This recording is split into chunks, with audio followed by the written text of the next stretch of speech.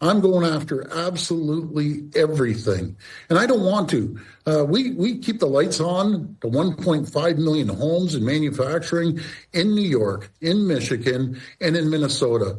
If he wants to destroy our economy and our families, I will shut down the electricity going down to the U.S. And I'm telling you, we will do it. The tough talk from earlier in the week from Captain Canada, also known as Doug Ford, Premier of Ontario. And if you look at that threat to cut off the power, right, targeting blue states, right, not red states, blue states like Minnesota and New York. So let's talk about that option that is on the table. Of course, Doug Ford announcing a 25% surcharge on electricity exports to the U.S. in response to those Trump tariffs. And Quebec Premier Francois Bouffard hinted at cutting off power to the U.S. in retaliation. But that is a really strong option. Perhaps it's too strong. Perhaps it'll cause more harm than good. Let's go to Francois Bouffard, an electrical engineering professor at McGill University. Francois, welcome back to the program. Good morning, Elias.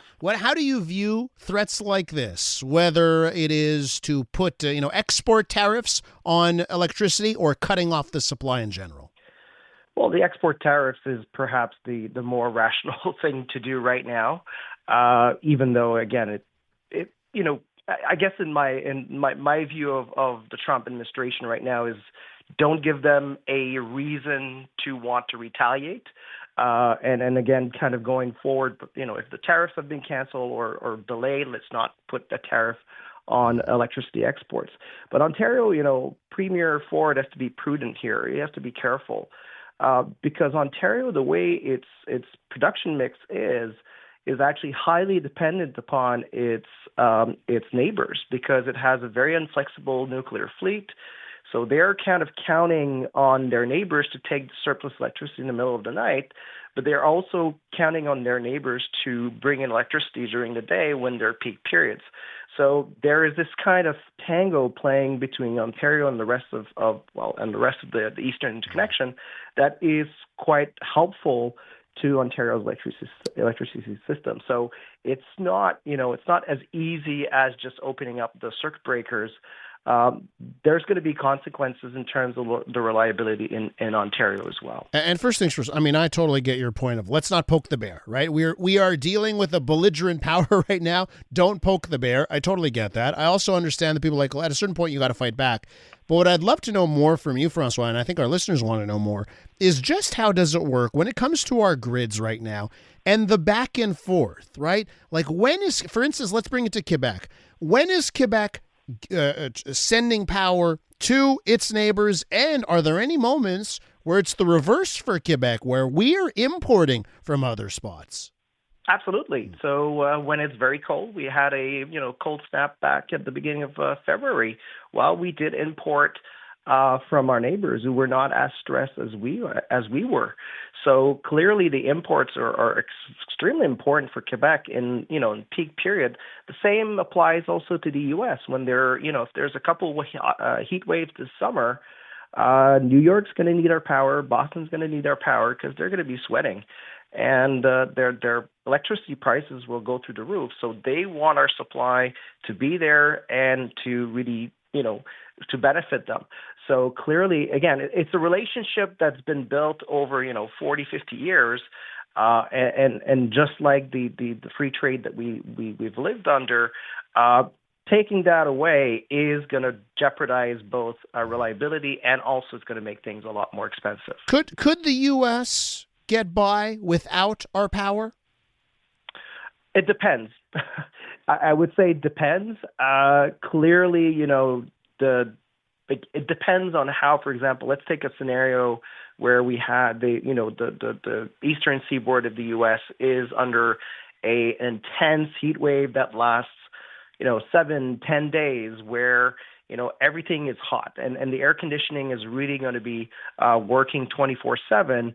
They would get into real trouble if they didn't have us because, again, during the summer, we're not as demanded, like the assets in Quebec are not as under as much demand or stress.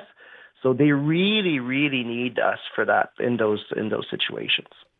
We're with Francois Bouffard from McGill University. We're talking trade, tariffs, and electricity.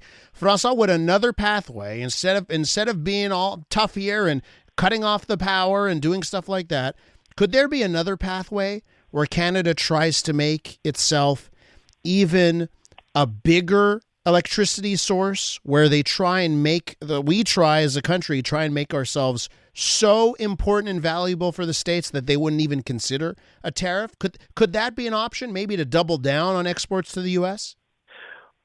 Well, in some sense, yes, but the problem with electricity is that you need to have the transmission lines before you can start, making yourselves, that important. It's the same thing with petroleum and natural gas.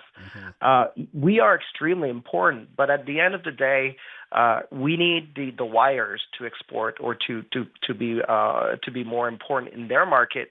And at the end of the day, let's not forget also that Quebec and the rest of Canada is seeing an uptick in its consumption for electricity because we are decarbonizing, we're electrifying transport.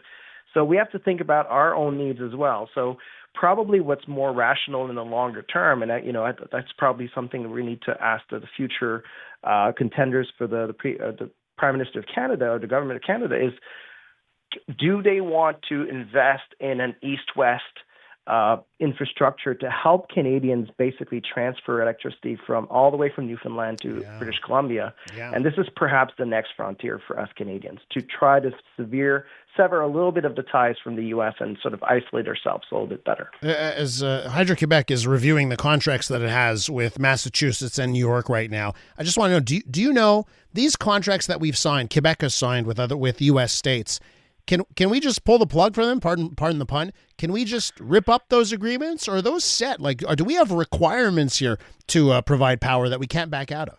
Well, obviously, if we do, again, right now these contracts are not, we're not delivering any electricity as we speak. However, Hydro-Quebec and their American partners have sunk huge amounts of capital in building lines. So we have the one that's most advanced is the CHIP. So it's the Champlain-Hudson Power Express, that's an underwater cable between La Prairie here, South Shore of Montreal, all the way to Queens, New York.